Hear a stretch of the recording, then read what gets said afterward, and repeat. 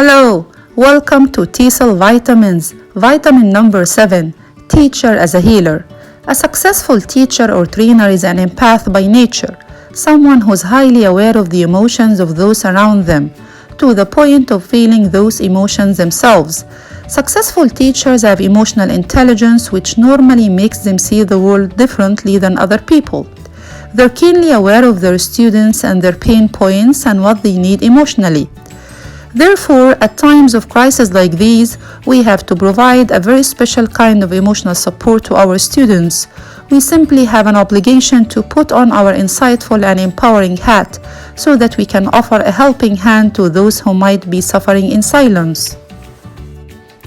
Although we don't have the privilege of meeting our students or trainees face to face, most of us have access to them virtually via different platforms like LMS, Blackboard, Zoom, WhatsApp, Google Classrooms, Facebook, Twitter, or even email lists. Hard times like these should inspire us to reach out to our students and give them messages of support and empowerment.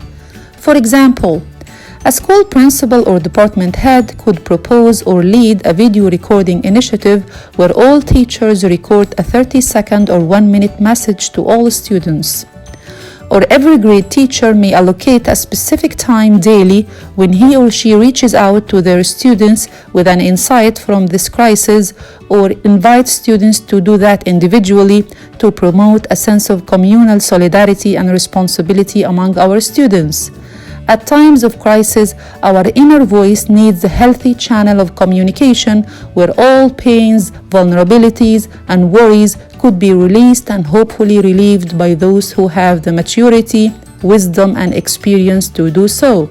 Nevertheless, a healing teacher has to learn how to heal himself or herself first. I do understand how hard that could be. But self-healing is an incredibly powerful tool which every successful teacher or trainer needs to master. You can't simply pour from an empty cup. The question now becomes, how can we enhance our self-healing power? I'll give you 5 simple tips. First, read about major world dilemmas and how people could overcome them. They often say history repeats itself, so let's give ourselves a chance to learn some lessons from the past.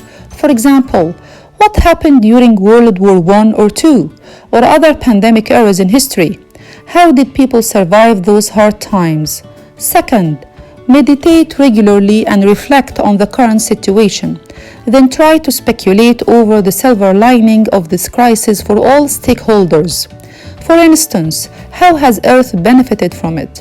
How do we feel the difference in animals and plants' behavior? Or how do we feel differently in our own families now? Do we feel closer in this quarantine?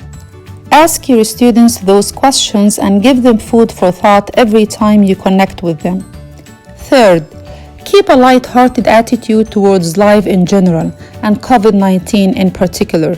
Enjoy watching a comedy show as often as you need, and encourage your students to maximize their sense of humor and enjoy others as well.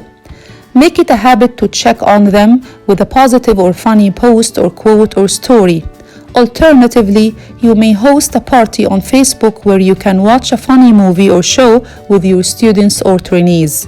You may also play a mobile game in groups with them. Fourth, encourage students or trainees to start pursuing a hobby they could share with others, then find the social media channel for sharing it.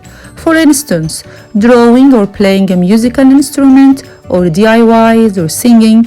Every newly discovered hobby could spark others as well and help spread positive vibes with everyone. Finally, plan for a better future with your students. Invite them to start journaling and brainstorming ideas for next school or academic year, and take notes for potential research topics or ideas they would like to explore with you. Expand the scope of those potential topics to include both personal and academic areas of interest. Then students could be given the choice to share those ideas and plans with their fellow students or trainees for further tweaking and adjustments. On a final note, I'd like to send each and every one of you much love. Stay safe and blessed.